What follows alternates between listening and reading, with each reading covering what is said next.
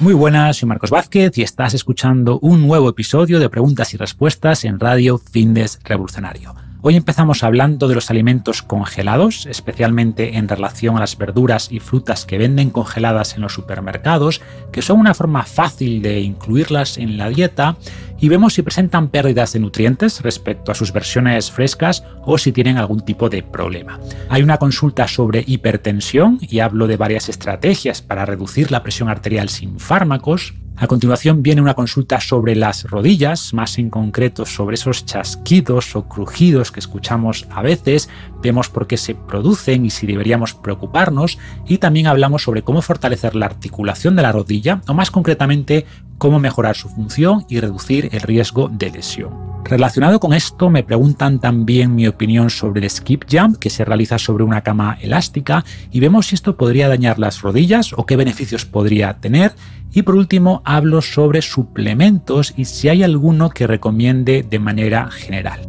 Antes de pasar a las preguntas, un recordatorio rápido de nuestros patrocinadores, empezando por Paleobull, que además de las barritas de energía, la crema de cacao y avellanas y los productos clásicos, han sacado recientemente una proteína vegana 100% de guisante, cáñamo y arroz, con un aminograma muy completo, que sería la alternativa vegana a la panacea clásica, que es de suero, y también han sacado Savia, que es un suplemento de creatina con sello Creapure, que es la de mejor calidad, combinado con electrolitos como magnesio y potasio. Y relacionado con la última pregunta de hoy, tienen también un nuevo suplemento para mejorar el sueño llamado Oniros, que combina melatonina con ashwagandha, con extractos herbales y también vitamina B6. Para conocer más, echad un vistazo a su web, paleobull.com, y con el código FR10 en mayúscula y con número FR10 tendréis un descuento del 10% en todos los pedidos.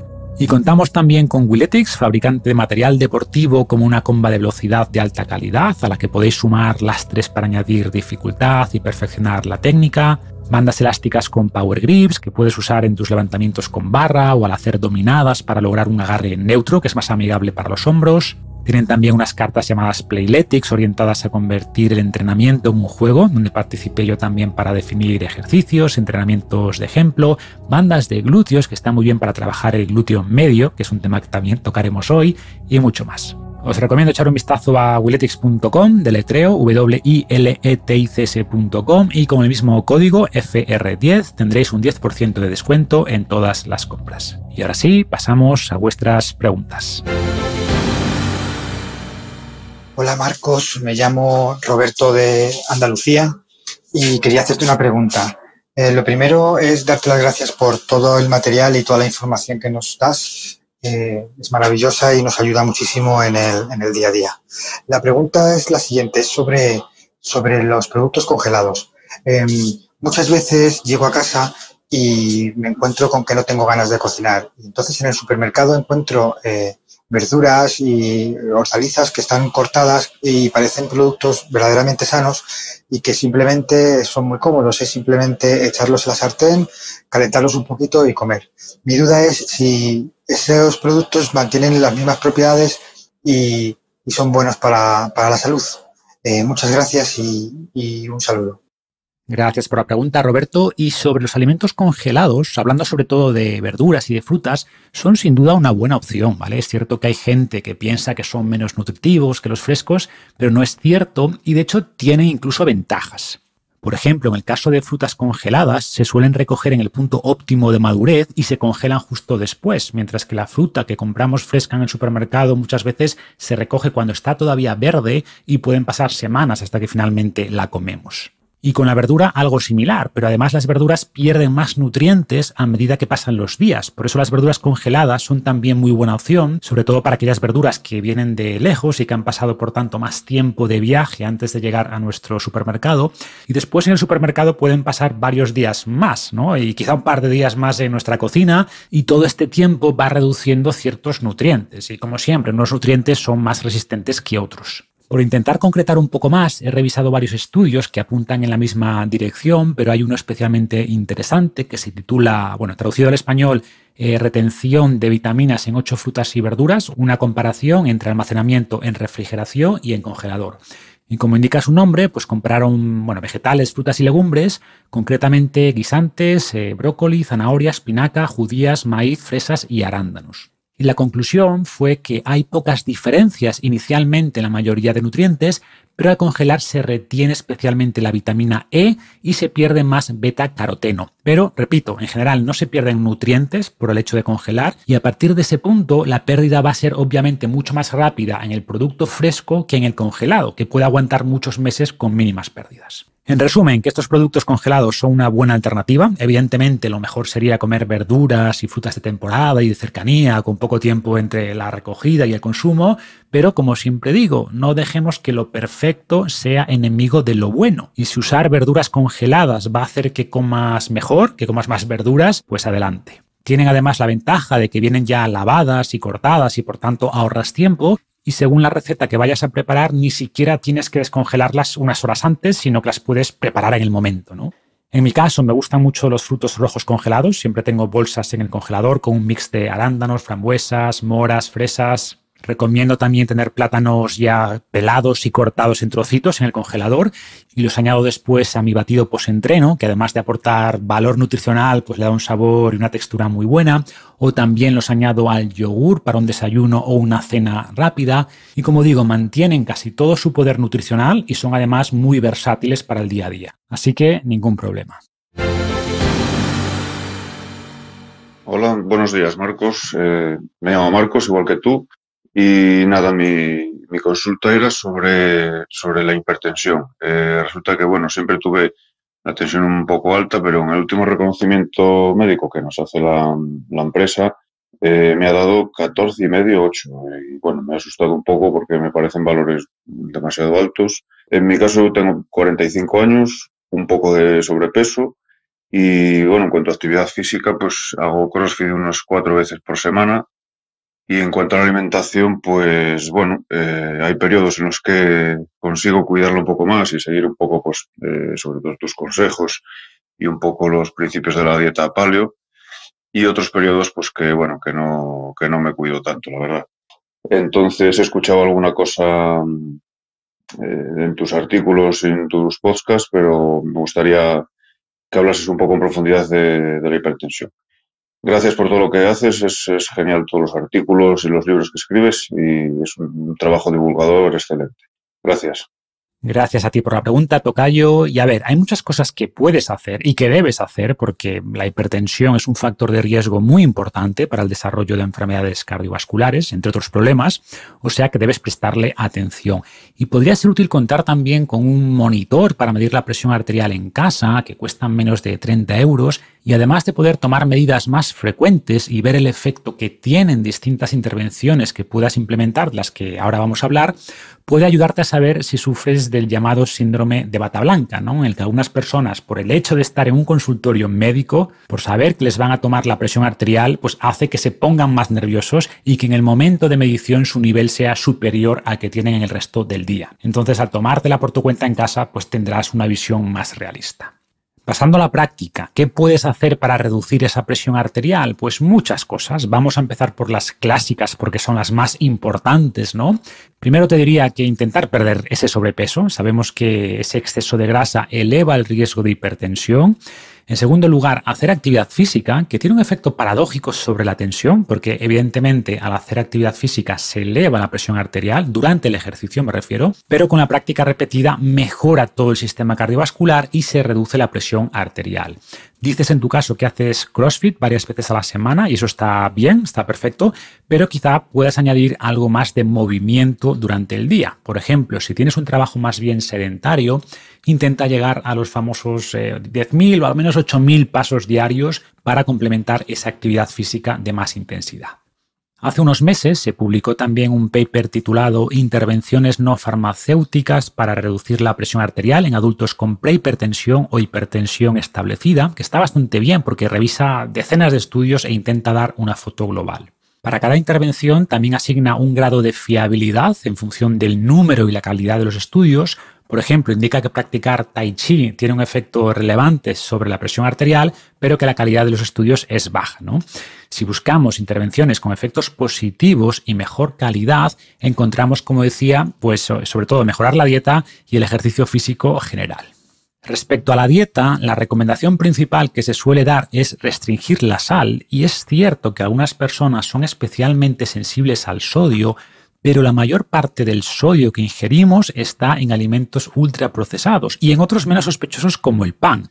Por ejemplo, en España, un estudio de hace unos años indicaba que el pan era la principal fuente de sodio de la población. Por tanto, si limitas el pan y los ultraprocesados, pues la sal que añades en casa a una ensalada o a una sopa difícilmente va a ser un problema, ¿no? Y recomiendo intentar consumir más potasio, que encuentras, por ejemplo, en verduras, en frutas, y varios estudios pues indican que consumimos menos potasio del que deberíamos. También tenemos estudios que indican que el magnesio reduce la tensión arterial y podrías probar a consumir un suplemento durante unas semanas, a ver qué efecto tiene. El chocolate muy negro, 80% o más, también es interesante porque contiene flavonoides que han demostrado reducir la presión arterial en personas con hipertensión. Los nitratos se están investigando también mucho por su efecto en el rendimiento físico, pero también en la salud coronaria porque elevan la producción de óxido nítrico, que es un agente vasodilatador que ayuda a regular la presión arterial. Tengo un artículo donde hablo de varios suplementos que pueden ayudar en este sentido, pero antes de comprar suplementos podrías probar a consumir más alimentos ricos en nitratos, y tenemos varios estudios, por ejemplo, con zumo de remolacha. Yo hago con frecuencia un zumo que está muy rico, que son 2 remolachas medianas, crudas o cocidas, como prefieras, una zanahoria, una naranja y un vaso de agua o algo más de agua si lo quieres más diluido, depende cómo te guste. Lo puedes tomar a lo largo del día y, como digo, varios estudios indican que esto ayuda a reducir la presión arterial, y pondré un enlace a este artículo en las notas del episodio. Otra cosa que eleva el óxido nítrico es tomar el sol, así que puedes intentar exponer la piel 10-20 minutos al día al sol. Si tienes mucho estrés en tu vida, además de leer Invicto, que creo que te puede ayudar, te recomiendo practicar algún tipo de técnica de respiración / meditación, que son intervenciones que aparecen en esta revisión anterior como efectivas y que cuentan con estudios de calidad. Y recientemente en el podcast hablé con Belén Colomina sobre esto, así que si no has escuchado ese episodio te recomiendo hacerlo. Además, reducir el estrés te va a ayudar a dormir mejor, que no comentas qué tal es tu sueño, pero de nuevo tenemos varios estudios que indican que un mejor descanso se asocia con menor tensión arterial. Soy también muy fan de la sauna, si tienes posibilidad de ir, porque también ha demostrado reducir el riesgo cardiovascular y lo logra en parte reduciendo la presión arterial por el efecto vasodilatador del calor. Y por último, si no consumes suero, podría ser también un suplemento interesante porque varios estudios demuestran que 30 gramos de proteína de suero al día ayudan a reducir la presión arterial y mejorar la función endotelial. Y poco más, en resumen es lo de siempre: comer mejor, mantener un peso adecuado, hacer ejercicio, dormir bien, controlar el estrés, y después pues hay nutrientes específicos, suplementos o hábitos como la sauna o tomar el sol que también pueden ayudar. Sé que son muchas cosas, mira a ver cuáles puedes ir incorporando, qué efecto tienen, y en función de tu progreso pues ya valoras si con esto es suficiente, que en la mayoría de casos lo es, o tienes que ver ya opciones farmacológicas con tu médico. Mucho ánimo y ya nos cuentas. Hola Marcos, muy buenas. Antes de decirte mi pregunta, quería comentarte que muchísimas gracias por el programa y por todos los contenidos que divulgas, que son súper interesantes. Y bueno, hace poco también hablaba con una amiga de tus programas y de tus podcasts, y mi amiga me decía, bueno, es que Marcos es un filósofo. Entonces, bueno, voy con la pregunta. Quería saber qué es esos chasquidos que a veces tengo desde siempre en las rodillas, eso que suele sonar muchas veces cuando estoy fría, ¿no? Cuando no he calentado el cuerpo. Quería saber si es bueno, si es malo, si se relaciona con algún tipo de enfermedad o problema articular o muscular. ¿Qué puedo hacer para evitarlo? ¿Qué riesgos contrae? Y ya que estoy hablando un poco preguntándote acerca de rodillas, Sí me gustaría saber qué ejercicios recomiendas tú para fortalecerlas, porque si bien nunca he tenido ninguna lesión en las rodillas, ni me dan en sí problemas a la hora del entrenamiento, sí que tengo la sensación de que no tengo las rodillas fuertes. Ya te digo que tampoco nunca he tenido ningún dolor ni nada, pero es un poco una sensación que tengo. Pues nada más, muchísimas gracias.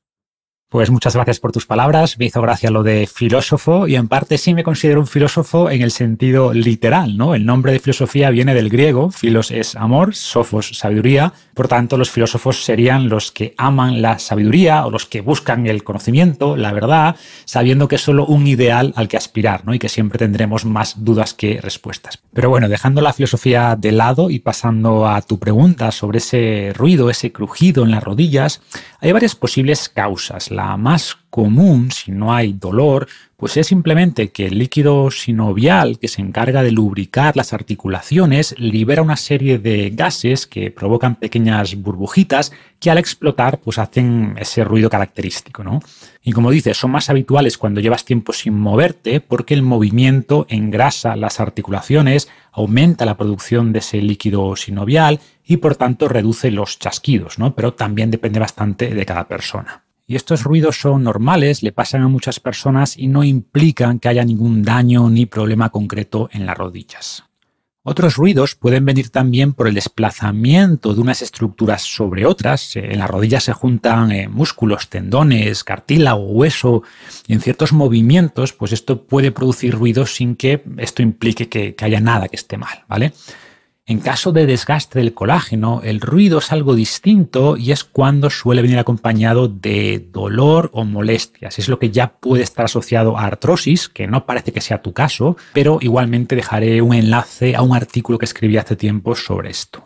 Y respecto a cómo fortalecer las rodillas, a ver, no hay un ejercicio como tal, porque hay muchos músculos involucrados que dan estabilidad a la rodilla, pero básicamente se trataría de incluir trabajo de fuerza para el cuerpo inferior, incluyendo sentadillas, desplantes, sentadillas búlgaras. Debemos también trabajar los isquiosurales, que son los músculos que están en la parte trasera del muslo, porque podemos tener problemas si los cuádriceps son mucho más fuertes que los isquiosurales. Y para estos músculos podemos hacer pues, elevación de cadera en el suelo, peso muerto rumano, curl nórdico, swings de kettlebell, etc.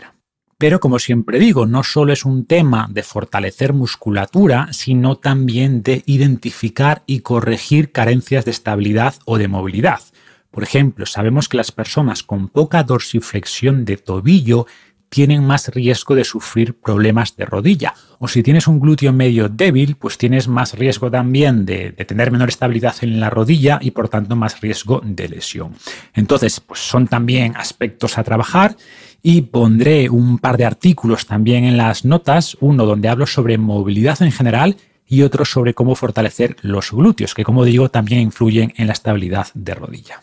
Y sobre la dorsiflexión de tobillo, que no lo mencioné, pues hay muchas formas también de mejorarla. O sea, la más sencilla es simplemente intentar pasar un par de minutos al día en posición de sentadilla profunda o idealmente un poquito más de 2 minutos. No tienen que ser seguidos, ¿vale? Pero, por ejemplo, cada X rato sentada o mientras revisas Instagram o mientras te lavas los dientes o ves la televisión, pasas unos minutos en sentadilla, ¿no? Y esto es una buena forma de mejorar la dorsiflexión de tobillo, la movilidad de cadera y, en definitiva, de reducir el riesgo de problemas a futuro.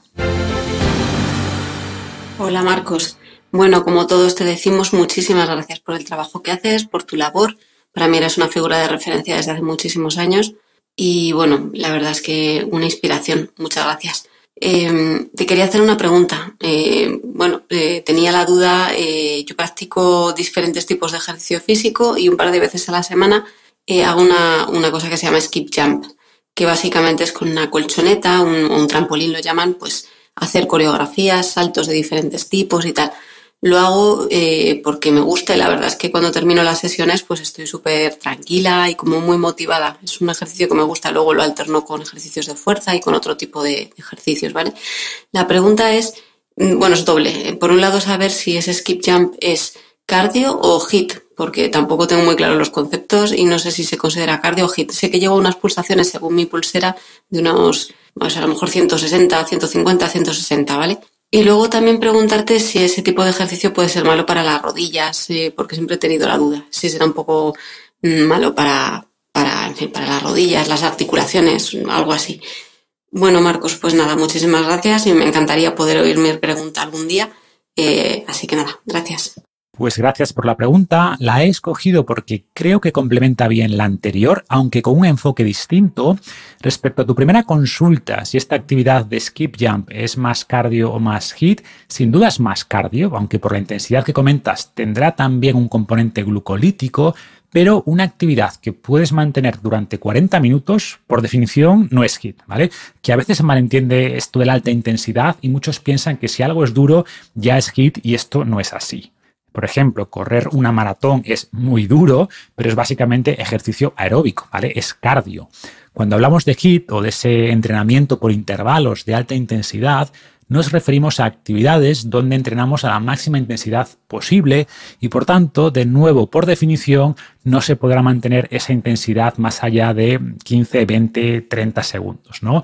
Pues, por ejemplo, sprintar a toda velocidad o pedalear lo más rápido que pueda según la bici estática o ese tipo de esfuerzos. Y HIIT, como indica su nombre, consiste en alternar estos intervalos cortos de intensidad muy alta con descansos también relativamente breves, ¿no? Y de ahí salen protocolos como Tabata, que son 8 rondas de 20 segundos de máximo esfuerzo alternados con 10 segundos de descanso. Y vemos que esto es muy distinto a una sesión de zumba o de skip jump o incluso de spinning, que sí puede tener algún elemento de HIIT en algún momento de la sesión, también depende de cómo se enfoque, pero no es puramente un entrenamiento HIIT. Después, sobre si es malo para las rodillas, no tiene por qué. De hecho, es una actividad de bajo impacto al usar esa cama elástica, ese trampolín, y hay que entender que el impacto en sí no es malo. De hecho, algo de impacto es necesario para fortalecer los huesos, pero sin duda un exceso de impacto en movimientos muy repetitivos puede terminar generando desgaste y dar problemas, ¿no? Pero no es el caso del skip jump, y si además lo haces un par de veces a la semana, pues no veo ningún problema. Complementando con la pregunta anterior, que no lo mencioné, pero tenemos estudios que indican que cuádriceps débiles se asocian también con más riesgo de pérdida de cartílago y osteoartritis en las rodillas, ¿no? Y además el movimiento libera una sustancia llamada lubricina en el líquido sinovial, que es una proteína lubricante que protege el cartílago. Y además este cartílago tiene posibilidad de regenerarse, ¿no? Que tradicionalmente se veía como un tejido estático que solo se puede desgastar, y esto no es cierto. Y de hecho la actividad física en la dosis adecuada es importante para cuidar los huesos y los cartílagos. Y un beneficio adicional que veo del skip jump es que es bueno para el sistema linfático, como demuestra un estudio donde no hacían skip jump como tal, pero hacían rebotes en una cama elástica y se veía una mayor activación de este sistema que se encarga de eliminar toxinas.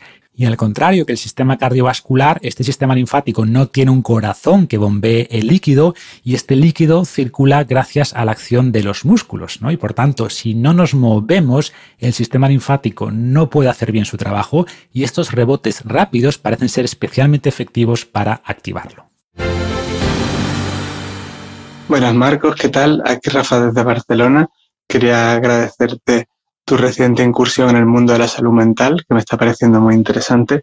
Mi pregunta estaba relacionada con suplementos y cuáles son necesarios en una casuística general. No he conseguido encontrar información específica de esto en el blog, es decir, sí que existe, pero lo que te estaba preguntando más bien es una compilación de qué suplementos realmente merecen la pena tomar, no tanto de cara al fitness, como si son efectivos o no, sino si realmente los necesitamos. Por ejemplo, yo tomo vitamina D, pero como ya explicas, el ratio beneficio-riesgo es muy bueno y realmente pues es difícil pasarse y es fácil que tengamos déficit. Me estaba planteando tomar omega 3, pero claro, no sé si realmente ya tengo los niveles de omega 3 que tengo o si el balance omega 3 omega 6 es correcto, porque tampoco sé muy bien cómo medirlo.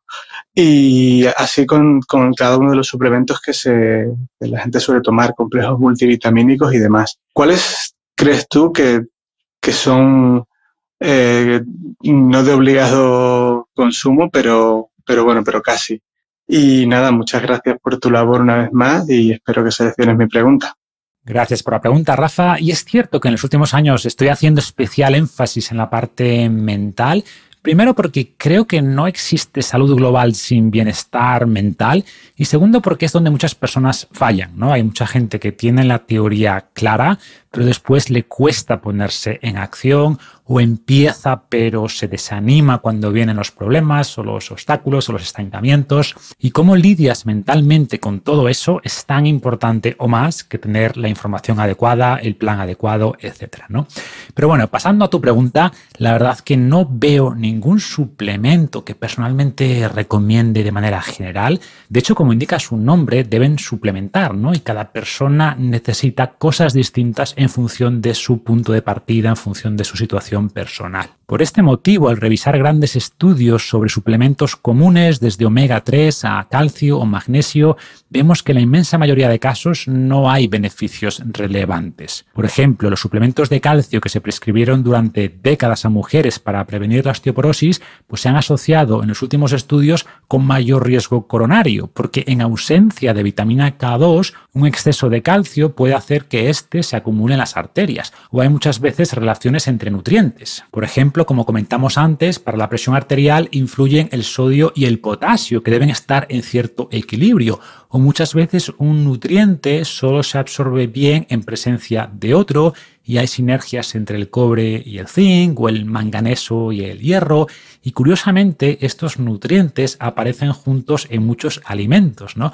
Pero al ingerirlos en dosis elevadas de manera aislada, el efecto puede no ser el esperado. Y por estos motivos no suelo recomendar suplementos nutricionales así de manera universal, especialmente para las personas que llevan una buena dieta, pero si hablamos ya de casos concretos, podemos afinar un poco más, y es donde al estudiar poblaciones o grupos más concretos, ¿no?, los estudios sí ya muestran resultados positivos de una suplementación con cabeza. Por ejemplo, volviendo a esa pregunta anterior sobre hipertensión, pues es un buen ejemplo donde tiene sentido suplementar y tenemos muchos estudios que demuestran el beneficio de los suplementos que mencioné. Personas veganas pues deberían sí o sí suplementar con vitamina B12 porque el 90% de ellas tienen déficit, de hecho el 20% de personas omnívoras se estima que también.